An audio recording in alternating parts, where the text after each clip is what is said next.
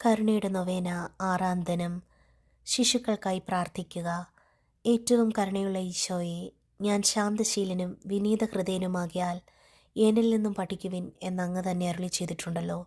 വിനീത ഹൃദയരുടെയും ശിശുക്കളുടെയും ആത്മാക്കളെ അങ്ങയുടെ കരുണാനിർഭരമായ ഹൃദയത്തിൽ സ്വീകരിക്കണമേ.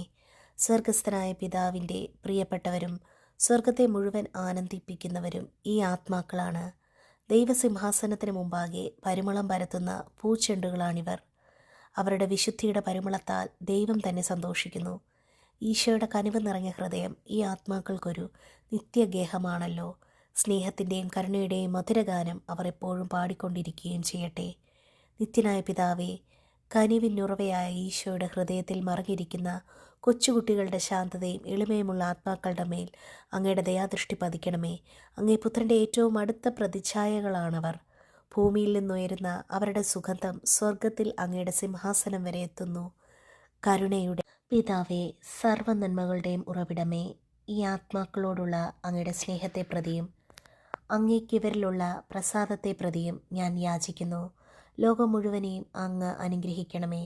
അങ്ങനെ എല്ലാ ആത്മാക്കളോടും ഒന്നിച്ച് അങ്ങയുടെ കരുണയുടെ സ്തുതികൾ പാടിപ്പുകഴ്ത്തുവാൻ ഇടവരട്ടെ, എപ്പോഴും എന്നേക്കും.